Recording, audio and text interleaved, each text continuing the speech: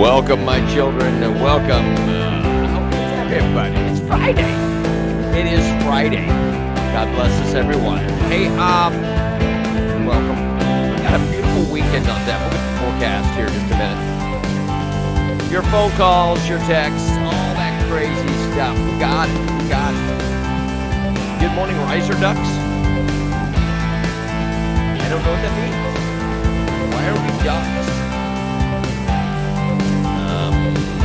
Everything's ducky. Hey. I don't know. Thank you, Angela. Appreciate it. Hey, good to have you with us today on this Friday. September what? The 3rd? It's the 3rd of September. Rain. It's not raining here. It's raining there. It's beautiful here. Yeah. Good morning. Jim, hi.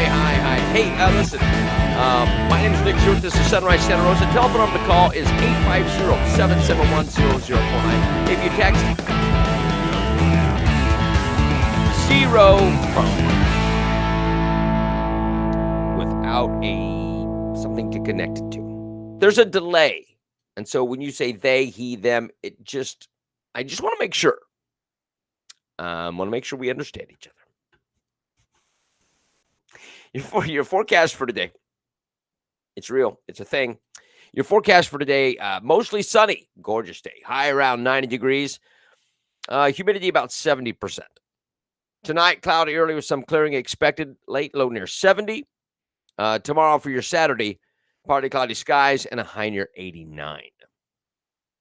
Wind tomorrow, 62%. That, my friends, will be glorious. 89 and 62% humidity. Bueno. Presently, it is 73 in Milton, 79 Gulf Breeze, 74 in Navarre, and 74 in Pensacola. There you go. It's going to be a good weekend. It is going to be a great weekend. All right. Well, good morning, Michael. You don't have to be so formal with Mr. Stewart. Hey, I want to thank our sponsor, Gulf Coast Gun. They're awesome, and go see them. And buy a weapon, buy some ammo. You don't have to. I'm not forcing you to. I'm not telling you to. I'm saying if you're going to, that's the place to go. I don't want to be like the government. They got some great guns. They also, again, I love these shirts. These are shirts that Gulf Coast Gun has in stock, and I love that one. That's beautiful. And that one. Very cool. Go check it out. Gulf Coast Gun, gulfcoastgun.com. All right. Check them out. All right. I don't know why we're being so formal. Okay. Let's get rid of these. Oh, I like them. Bands on the Blackwater at Jurgens Landing, downtown Milton tonight. Who's playing, Jeff? I looked. I didn't see one till next week. Or was I mistaken? Who's playing tonight? And what time? It starts at 7, I believe, correct? And it should be a gorgeous night for it. It should be an absolutely gorgeous night for Bands on the Blackwater. Boom. Very nice. The Bands on the Beach was canceled this week because of the hurricane. So it should be a good night. This should be a very, very good night for it. All right.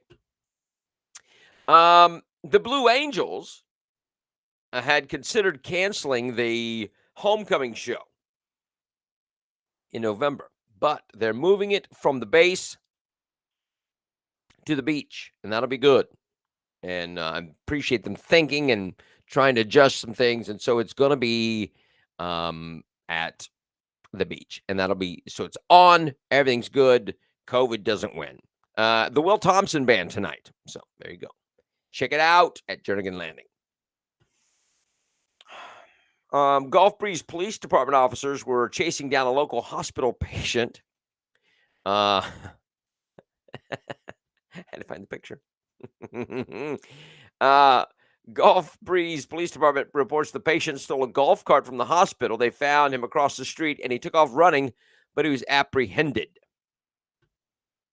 How do you run with those gowns on? You're pretty easy spot, most of you. Little breezy. A little Gulf breezy. Okay. They caught him. Do you want to tackle a guy in a hospital gown? No.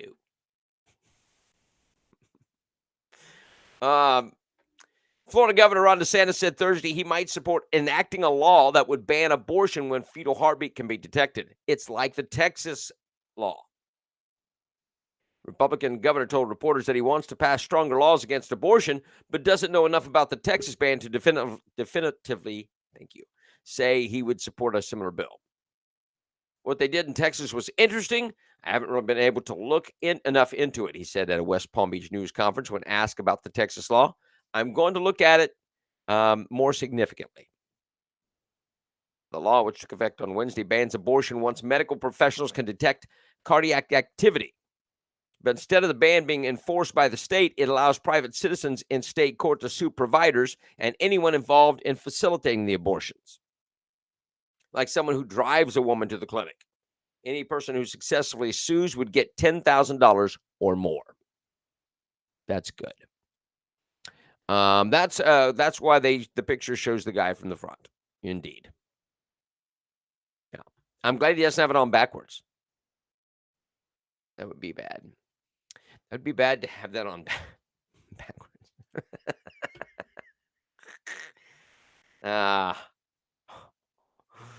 Matt Gaetz Thursday applauded the U.S. House Armed Services Committee passage of the National Defense Authorization Act. During the markup, Gates secured numerous provisions, including over $600 million for the Northwest Florida military mission. The NDAA will next head to the full House for approval. The money will be used for upgrades to facilities to attract more research, development, test, and evaluation assets. Tens of millions is also dedicated to enhance operational security. So, Matt Gaetz wins. Florida wins.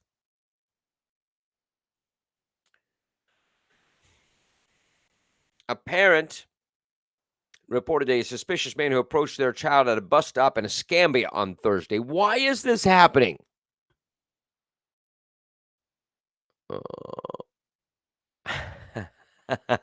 Could be.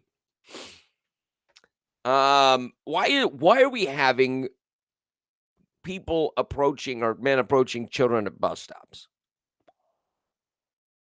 According to a release, the man allegedly told the child that he was sent by the child's mother to pick them up. The child ran home and told their parent, who then called the Escambia County Sheriff's Office. The release states that the suspect is described as a black male in his mid-40s, bald, clean-shaven. He's wearing a red shirt, dark jeans, white tennis shoes. He got out. He didn't just drive up, he got out. He's also driving a silver van resembling a mid-2000s Honda Odyssey. Yeah. Listen, we live in a sick world. We live in a mighty sick world. We got to watch these kids. Well, but who's there to protect them? Now do we have to have armed people at the bus stop? Are we going to have parents waiting at the bus stop with the kids? This is getting crazy. Human trafficking is rampant. Oh, yeah. Just wild. Watch your children.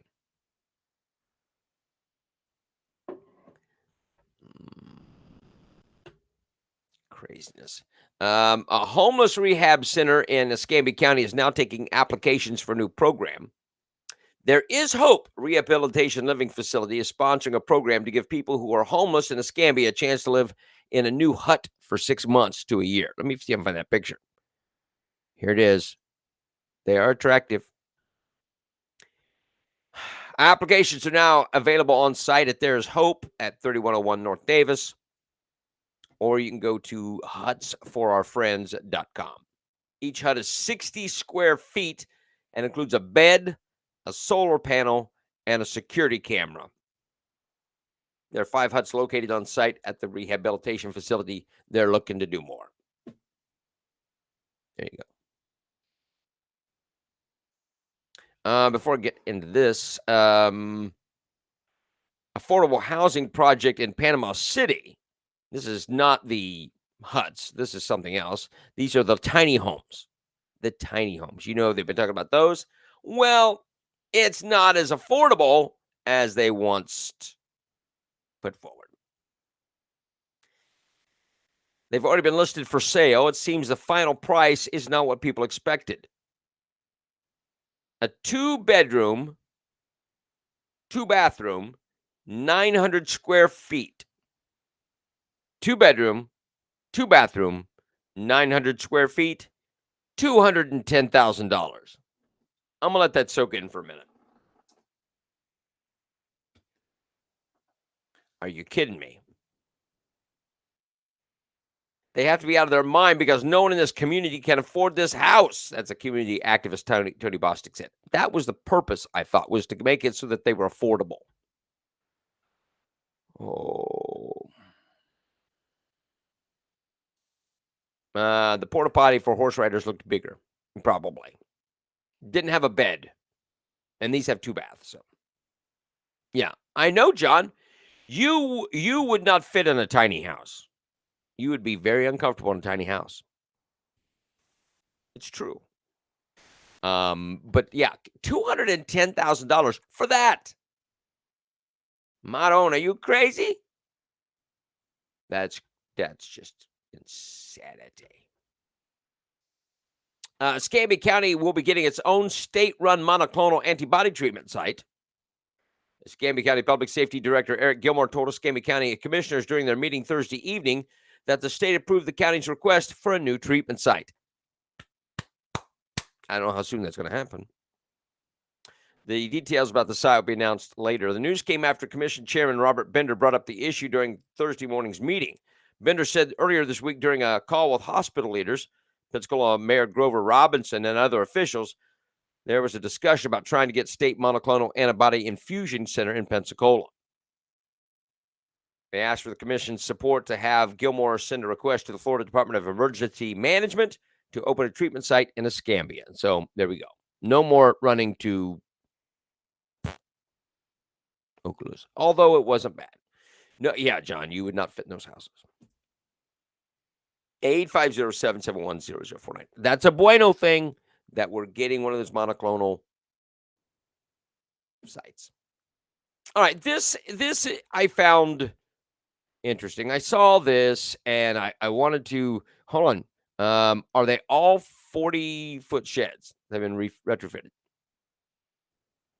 I don't know what they did, but yeah, the price tag it's a little odd. 210. Someone wants to make some money. All right, so our friend Doug Underhill, we like Doug. Doug's a friend of the show. The Escambia County Commission voted last night to formally censure Commissioner Doug Underhill after County Attorney Allison Rogers told commissioners he threatened her career twice in a private conversation. The commission voted 4-1 to formally censure District 2 Commissioner Underhill. He was the only no vote. Rogers, who works directly for the county commission, told commissioners Thursday night that she was threatened by Underhill. I've certainly had my share of very challenging conversations with my bosses. Some of them more challenging than others, but I've never felt the need to come to you with a complaint, Rogers said. However, unfortunately, last week, I was threatened in a manner by Commissioner Underhill, which you as my employer need to be made aware of. On 2 occasions, I was threatened that he is going to bash my reputation until the day I resign, and he has clearly exhibited the ability to do that and carry it out. The most heartbreaking thing about this is that he's mad at me for doing my job. Underhill denied he told Rogers what she accused him of saying. I will say that categorically, the words quoted here did not ever escape my lips, nor did they do it twice, Underhill said. I did say that the attorney's conduct has brought shame on this board, and I did state that I think that by the time all this is said and done, it'll be very surprising if you do not escape the consequences of those things. That's well within my duties and my responsibilities for the oversight of one of 2 full-time employees that we have as commissioners.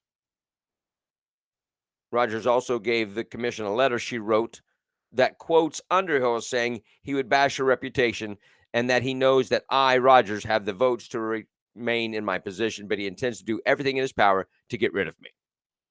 Now,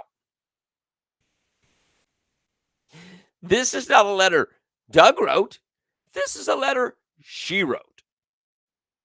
And as evidence, supporting evidence, I'm giving a letter that quotes that I'm quoting him.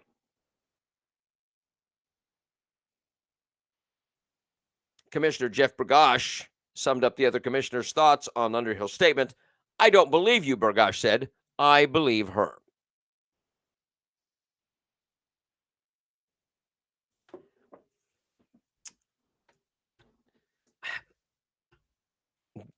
Look, they don't like Doug. They don't like Doug. They can't stand Doug because Doug doesn't toe the line. He doesn't do what they want him to do. That's why they did this. Now, maybe this Rogers woman interpreted that way. I think while Doug does come on strong, I think he knows what he says. You understand that as you speak to people, you know that they interpret things a different way. They hear what they want to hear. Now, I've got people that I know that I say something to them, and I'm like, you're not listening to what I'm saying. And that's pretty much what this is. But for Burgash to say, I don't believe you, I believe her, is a little,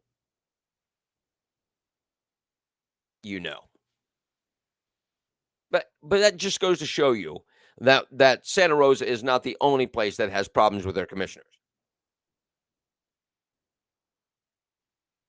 Look, they would do the same thing in Santa Rosa, 4-1 to James Calkins. You know it. If you don't go along, now Doug is a little more bold than James, but if you go against the status quo, if you don't go along to get along, you're going to be bashed. And that's how it works. I don't believe you, I believe her, Jeff Burgash said. And so they censured him. Without any kind of checking, without any kind of, they just did it. Now, for something like that, there was no, you see what I'm saying? They just took it. Okay, I believe her. You got to believe the woman. There's no, are you talking about in Senate? Well, they've been kind of quiet. They've not had any meetings. Just wait till they have a meeting and they'll kick themselves because they can't control themselves, the county commission. So when they have a meeting, look out. Milton City Council has been doing pretty good. And they've got a meeting. Milton City Council has a meeting coming up Tuesday night. And I think it might be interesting Tuesday night. I foresee issues. And I will just say Milton United. And there you go. You need to be there. You need to be there Tuesday night. I'm just saying. Mayor Lindsay does stuff like this all the time. Oh, but she writes, reads anonymous letters. Yeah, here's what needs to happen, Cassandra, on that. Every time that there's a letter read, an anonymous letter, somebody sent me this letter, Freedom of Information Act. Demand it. I want to see the letter. And go that route. That'll stop that crap. You got me? These letters, these anonymous letters that lend itself to lectures, I don't know. I don't know what to tell you, my friends. Yeah, Freedom of Information Act. Go for it. Do it. Oh. All right. Anything else on this I need to do? Oh, this came up. Did I get the picture? Oh, here it is. Our friend Austin Foreman, nice young man, sang Friday night last week at the rally. Great young man. Um, he is Roger Stone is the guy beside him. If you don't know him, he's a consultant for multiple U.S. presidents in the 70s, since the 70s, and guerrilla tactics, political warfare. But he liked Austin. When Austin's song Pallets of Ballads came up, he wants to make him the official troubadour of the Republican Party. And so he's going to make him a star. And so Austin went to be at an event with Stone on Saturday last week. After he was with us Friday night, he went to Panama City on Saturday and sang, and good for him. Austin is a fine young man. I really like him. Had a little visit with him, and nice fella. So, what is this? The mayor compared to yes. I have the video. Yeah. And we have the letter. Okay, you have the letter. You have the letter in hand. Who wrote it? Who wrote it? I want to know. All right. 850-771-0049. Yeah, she did compare the city to Nazis. She said she didn't. Oh, they don't compare. Yeah, she did. She compared it to the Holocaust. All right. Fauci spoke at a White House briefing saying a final determination would be made by the Food and Drug Administration and the Centers for Disease Control and Prevention. However, the nation's top infectious disease expert says his professional experience leads him to believe a third dose of the mRNA vaccines will be required to provide long-term protection against coronavirus. You won't be fully vaccinated until you get 3. The U.S. is preparing for boosters for all Americans who receive the mRNA between 5 and 8 months after their second dose, pending approval by the FDA. The U.S. is still studying the need for a booster dose of the single-shot Johnson & Johnson. A formal determination of a third dose for full vaccination would have broad implication for schools, businesses, and other entities with vaccine mandates. White House COVID-19 coordinator Jeff Zients says that the federal government will bring the same intensity to encouraging Americans to get booster shots as it did for the initial vaccination campaign. Now, you can't do anonymous. If it's anonymous, she shouldn't have read the letter. Yeah. Why would it have been anonymous? A concerned citizen. Mm-hmm. Does the third dose come with more free donuts? It could. Maybe. Or coupons. So on that thought, the reports that the Food and Drug Administration officials plan to step down over the White House's COVID-19 booster shot guidance has created a mess for the administration. In a statement on Tuesday, the FDA said that Marian Gruber, the director of the agency's Office of Vaccine Research and Review, and her deputy director, Phil Krause, will be leaving in October and November. Siegel told America's Newsroom that the seeming clash between the FDA and the White House has created a mess for the administration. It's a combination of things where the messaging is coming out of the White House and not the FDA. It's also out of the NIH with Tony Fauci, and Dr. Francis Collins has said, hey, we might have the vaccines for the 5 to 11-year-olds in a couple of months. The FDA hasn't reviewed the data yet. We're going to get boosters in a month, and the FDA says, wait, we haven't reviewed that yet. Crazy. I don't know.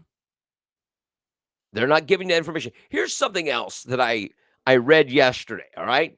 There you go. I call it bogus when the letter isn't signed. That's exact, and it shouldn't be read. It should not have been read, Kim. Um, million. I got you. Well, 1.63 million doses. So listen to this. I heard this. I read this yesterday. That the numbers coming out of the hospitals of people that are in the hospital with COVID, and they're saying that um, there's only 5 that are vaccinated that are in hospital with COVID. The rest of them are unvaccinated. You know what they're doing? If you aren't 2 weeks out from your second dose, so you've got the second dose, but you're like at 13 days, they're putting you in as unvaccinated. Think about that. And if you go in for, let's say, I got a wound on my shoulder and I got to be put in the hospital, or I've got pancreatitis or whatever, they're going to go, you know what? To rush you in and get you a room, we're going to put you in under COVID, so you can get a room. And that is boosting the numbers. That's the story. I've been reading it. I say the mayor most likely wrote. Probably. You don't introduce an anonymous letter. You don't. They are skewing the numbers on everything again. Yeah, on the COVID. Yes, the government. They, Sharon. I'm there with you, but I'm just clarifying. They are skewing the numbers. They're making the numbers fit their purpose. And if you go in and they want to kind of help get you in quicker, they're going to put you in under COVID. And if you have one vaccine or both shots, and you aren't 2 weeks out from the second shot, it goes in as unvaccinated. Know what they're doing. COVID money. Absolutely. They get money for everybody that goes in, and they love to put people on ventilators. They love it. They get gazoodles of money. Listen, I asked a doctor point blank. There was with my father's stay in the hospital before he passed away. After he passed away, I had problems. I had problems with West Florida Hospital. Don't get me started. However, I had a conversation with one of the doctors. I said, "You guys are politicizing my father's death," and he said, "Well, what do you mean?" I said, "You get money. You get money for every COVID death. Yes, yes. You get money for everybody you put on a ventilator. Yes, yes. There you go. There you go." He admitted it. It is COVID money. They love it. They get bunches. And run that around in your brain a little bit. These numbers are skewed. A recent survey of blood donations. Listen, they found that more than 80% of Americans over the age of 16 have some level of immunity to COVID-19. 80%? They have some level of immunity to COVID-19. It's a figure that could have massive implications on the country's public health policy moving forward. The survey conducted by researchers at the Centers for Disease Control also found that twice as many people have been infected by the pathogen and have been officially counted. As of Thursday, more than 39 million Americans have tested positive for the virus. According to CNN, CDC, led by Dr. Jefferson Jones, embarked on the study to determine how close the U.S. might be to some kind of herd immunity. Though the outlet was sure to mention, the researchers do not claim to have any kind of handle on that yet. They accomplished the task. They test 1.4 million blood samples provided by 17 different blood collection organizations from all 50 states. 80% are carrying some kind of immunity to the COVID-19. Mm. Well, there you go. Back to yes, Kim. She doesn't want to show it. She wrote it. She wrote it. I got you. A COVID pack. Now, are you talking about a test kit or are you talking about treatment? Is that you're talking about the treatment thing, right? And how much was it, Stephanie? If it was the treatment pack, how much was it?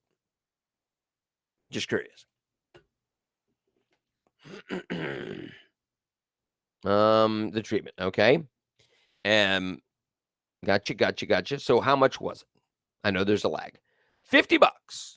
And that's $50 per, right? Correct? I'm dragging information out of you. Yeah. There's a rally for freedom by Ascension healthcare workers. It's tonight from 5 to 7 across from Sacred Heart Hospital. They do this every week? Where what? Where what? So it's $50 per. Mm-hmm. The blood supply is infested with vaxxed people's blood. I know. A COVID testing center in Aspen, Colorado refused to let conservative commentator Candace Owens make an appointment on Wednesday due to her personal views surrounding the coronavirus pandemic. Holy crap, she said. I just received an email from COVID testing facility that they are refusing to administer a test to me because they don't like my politics. I'm banned from making sure I don't accidentally spread the COVID. The public health crisis is so real that they're now banning individuals from complying with rules to ensure they don't spread COVID, she said in a separate post. So Candace Owens has been blackballed from getting the COVID test to make sure she's not infected, to make sure she doesn't spread it because of her politics. Wow. Tell me this whole thing isn't political. Tell me this isn't. You cannot.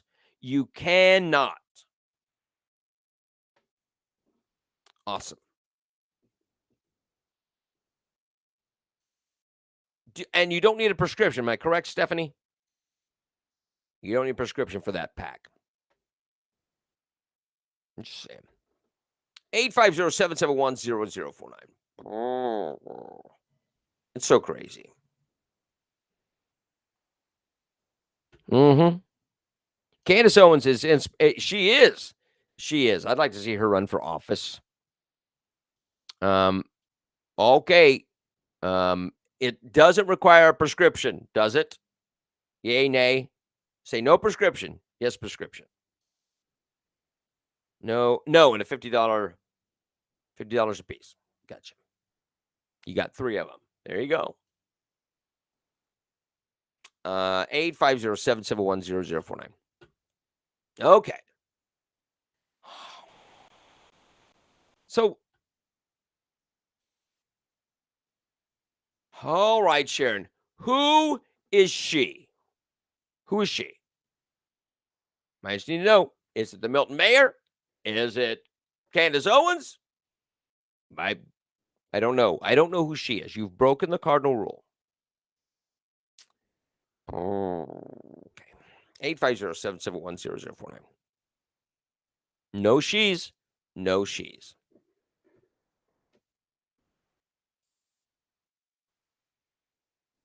I'm going to have a buzzer. No pronouns. Maron. At least 350 workers will be laid off from PACCAR's Chillicothe, Ohio, Kenworth truck manufacturing plant as of September 10th. That's my hometown, Chillicothe, Ohio. That's a big plant. My cousin works there or worked there. The layoffs were announced as a plant-wide meeting in late August. The outlet says that hundreds of already manufactured Kenworth trucks are sitting idle at the plant and at the Ross County Fairgrounds because of a microchip shortage caused by the pandemic, because China's cut us off. The company planned to assemble the trucks and insert the chips when they became available, but now they're not. And so they've got trucks, lots of trucks, hundreds of already produced trucks sitting, not running because they don't have microchips. Okay, Sharon is confirming it is Candace Owens who is the she. Candace Owens for Milton Mayor. I would say that's can't. Mm. Oh, Heather, there's a delay, so I don't know if they're talking about the Milton Mayor. I don't know if they're talking about Candace Owens. I don't know because there's the delay. I saw the COVID antibody test for sale at Walgreens. Well, I don't trust anybody anymore. Yeah. But so you've got a company that has semis ready to go. They would not have produced hundreds of semis if they didn't have someplace for them to go. But now, okay, so there's been mention of her running for president. So what do you think about this? Let me throw this out. DeSantis Owens ticket. A DeSantis Owens ticket. Now, they can have they can really have a black vice president, a black female vice president. They don't have a black vice president now. She's not black. She's Jamaican, or I don't know. It's weird. It's a weird combo. She's not black. Obama wasn't black. He wasn't black. Oh, I don't even know what that means. Oh, they're shutting down okay. That's really weird. Shutting down the GM truck plant. Yes, I'm getting to that. Gotcha, Jim. Gotcha. Candace is a very smart girl. She definitely needs to go into politics. Don't be racist. Don't call her girl. She's a woman. Jamaican people are black. I think that she's not Jamaican. I don't know what it is. It's a weird combination. It's Indian and something else. U.S. sales of Ford Motors new vehicles last month declined. Let me see. Where's my Ford thing? Okay, it declined 33.1% from a year earlier due to an ongoing global shortage of semiconductor chips that's wreaking havoc on the automotive industry. Now, is this a convenient way for Joe Biden to wean you off of these cars? I don't know. The Detroit automaker sales capped off a dismal month of U.S. auto sales in August, which plummeted to an adjusted selling rate of 13.9 million vehicles. That's the worst pace since 2020 and down from this year's peak of 18.5. Analysts expected the August selling pace to be between 13.1 million and 14.4 million vehicles, forecasting overall sales to decline by 13.7% compared with August 2020. Wow.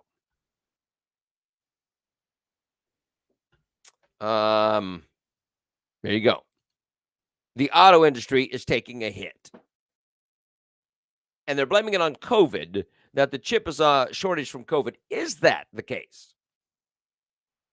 I don't know. Green New Deal. You are not wrong, Renee. That's exactly where my mind goes on this. You win the puppy today. Oh.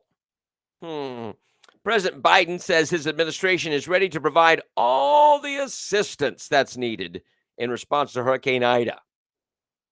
Really? The same kind of assistance you helped with in Afghanistan? Yeah, all the assistance that's needed. I think we got it. Thanks, Crazy Joe. There's help and then there's help. I did come across this. Let me find this video. I want you to see this. This is pretty amazing. This is a man that was in the floodwaters, and I think it's from a couple weeks ago when Tennessee had the flood. He's 90 years old. He's 90 years old. I want you to watch this. The sound is a little odd because it was recorded off of a TV. So, but pay attention to this. This is pretty wild. Specific reason that you're still standing here today? Yeah, What is it? a miracle, son. I'm a believer It's a miracle. in Jesus Christ. He had his hand on my shoulder. Why? I don't know. But see, I learned something a long time ago. I don't ask him why. I just do what he says. And he needed me for something. So he kept me. Now, what he needed was my 3 dogs, I don't know. But that's the way it happened. Well, they bring joy to you, Oh, yeah. Much joy. and they're alive today. They're alive today. My daughter has them at her house. And buddy, your friends and family have told me you actually, before any of this happened, I mean, this just happened the other day, you actually wrote a book about miracles. That's right. It's on Amazon right now. It's called A Hill and Back in a Bottle. See, I'm also alcoholic. But this coming October the 11th, I will have been sober 50 years. So, I understand what God has done for me, and also understand what He can do for other people because of real life experiences. So, I'm sorry, I'm so short of breath, but It's okay. anyway. Well, you He's tell 90. a remarkable story, and we're really grateful you allowed us to learn of it. I'm just thankful, and maybe it will help somebody.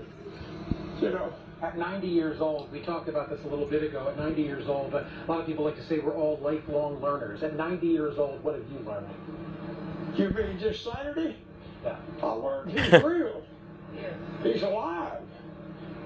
I mean, Amen. I was standing there watching my life end. Because you had water up to your I shoulder. went up to there, yeah, standing up.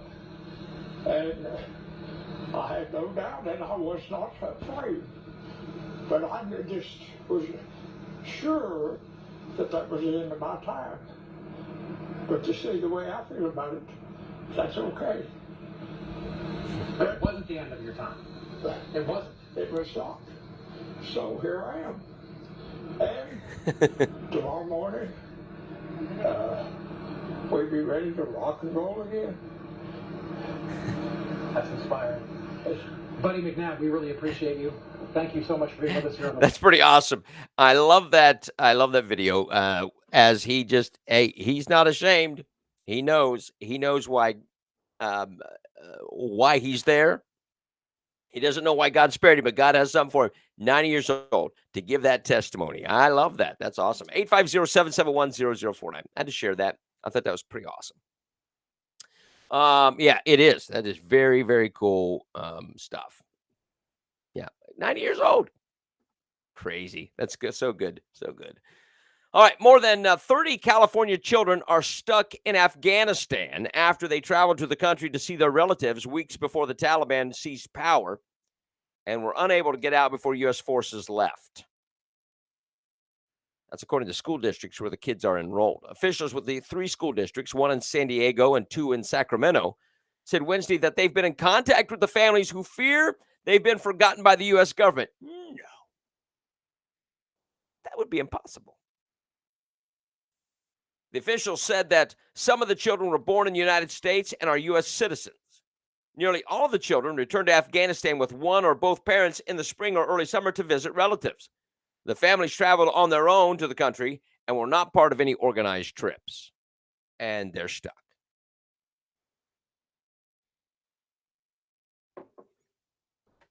I have unconfirmed reports that the Taliban has struck at the underground church. officially. Unofficially confirmed, but that they have gone to wipe out the underground church. We'll see.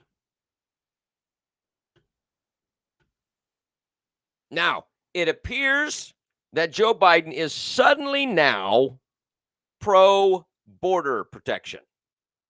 Good. Hey, Joe Biden wants border protection. Awesome. Wait. He wants to help guard facilities to help deal with the border crossing and national security issues, just not in the United States. Oh, no. Afghanistan. Instead, the Biden administration, which left Afghanistan in utter chaos in the hands of the Taliban, released thousands of ISIS terrorists from Afghan prisons, has now promised to help build new facilities for border guards along the Tajikistan and Afghanistan border. According to the U.S. Embassy, in the new facility, which will replace an outdated structure in the nation's southern tip, is needed because of ongoing threats from across its border with both terrorist-run Afghanistan and Uzbekistan. So Joe Biden wants border control, just not here. I will have to, I'm looking into it. That's what I said. It's unconfirmed reports. I'm just looking into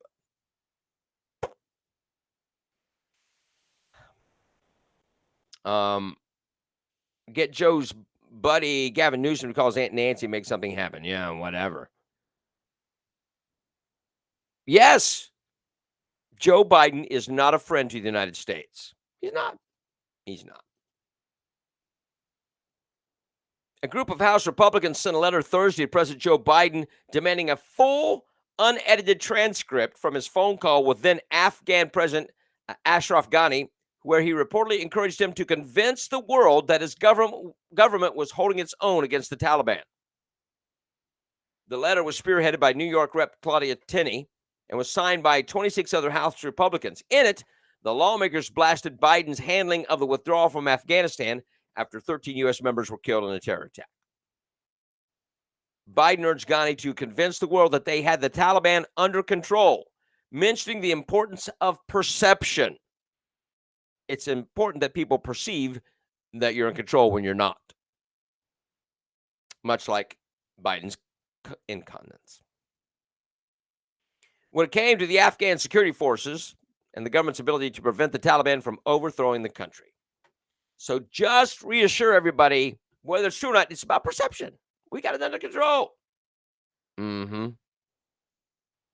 Our administration is, we did that one. Joe Biden should go to Afghanistan and be their president. Do you hate him that much? Do you hate him that much? So live for me. Yep, that's exactly what it was. White House Press Secretary Jen Psaki was questioned during Thursday's media briefing about why President Joe Biden, who's a Roman Catholic, supports abortion. She was asked about who the president thinks should look out for the unborn. Psaki fired back at the male questioner by noting that he has never been pregnant or faced such a decision. He was from the Catholic News Organization, and he asked, and she says, "You've asked enough questions today," and moved on. You've never been pregnant. You've never had to make that decision. So she didn't answer the question. She gaslights. Oh, these people are ugly. Okay, here you go. Illinois children will be able to take up to 5 mental health or behavioral days away from school beginning in January 2022. You get mental health days. Boom. The 3 months off in summer doesn't count. The 2 weeks off of Christmas doesn't count. The week off at Thanksgiving doesn't count. The spring break doesn't count. You get 5 mental health days a year. Illinois Governor J.B. Pritzker signed the bill into law in late August, stating that any students who chose to take a mental health day will not be required to provide professional documentation from a medical doctor or any other physician. So you're going to take a mental health day without having a note that says you're having mental issues. It's a mental health day. You don't need a doctor's prescription for mental health day. Illinois State Barbara Hernandez, co-sponsor of the bill, said that the importance of the children being able to take days off to tend to their mental and emotional health is of utmost importance, especially amid an ongoing pandemic. Everyone has mental issues. Just look at Washington, D.C. or the BOCC or Milton Mayor.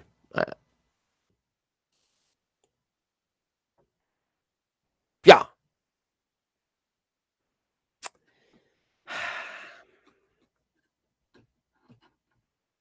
You get it. Yeah, look at California. Off from public school.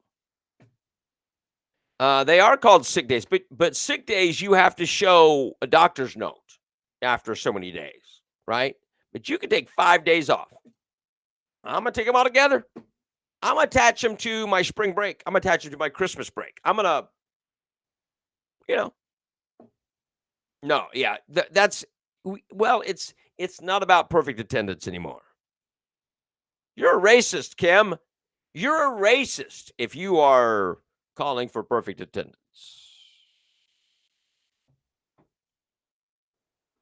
I don't know, Patsy. I'm sure they do.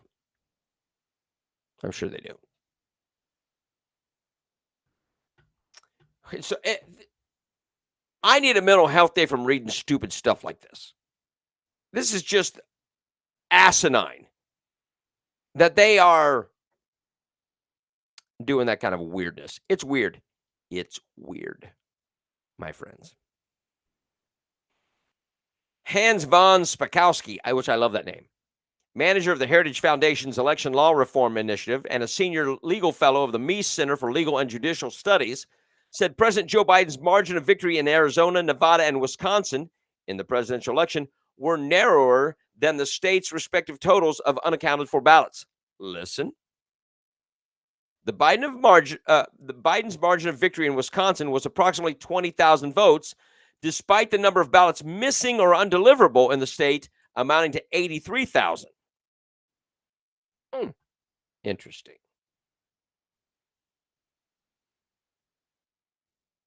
Bugsy says, just want to pass information on where to get the monoclonal antibody treatment. Make an appointment at Fort Walton Fairgrounds. Bugsy, I don't know if you heard earlier that it's coming to Escambia. I don't know how long. How are you feeling, sir? Remember, the margin of victory in Wisconsin was only 20,000 votes, and that basically 82,000 ballots were either lost, undeliverable, or were rejected. That's 4 times the margin of victory. There you go. Oh, you can't talk about that. Joe Biden won. How dare it is proven Joe Biden won.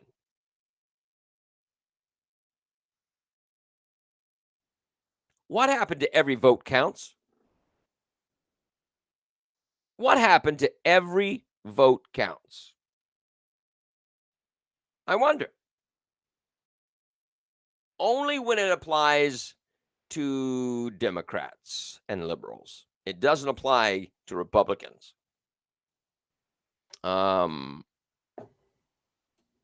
right, John, we probably need to figure that out and find out if that's true. I'm not doubting you. I'm just saying we just need to verify it. Sharon went and had her treatment on Monday. How do you feel, Sharon? I know we did that. You did it twice. All right. So I don't know. We look at the chaos in the world today. Could you stand a mean tweet? Could you put up with a mean tweet? Look at the crap in Afghanistan. Look at the chaos at the border, which they're not talking about at all anymore. it has become so mundane, the same thing over and over again, that nobody's talking about the border anymore. Nobody.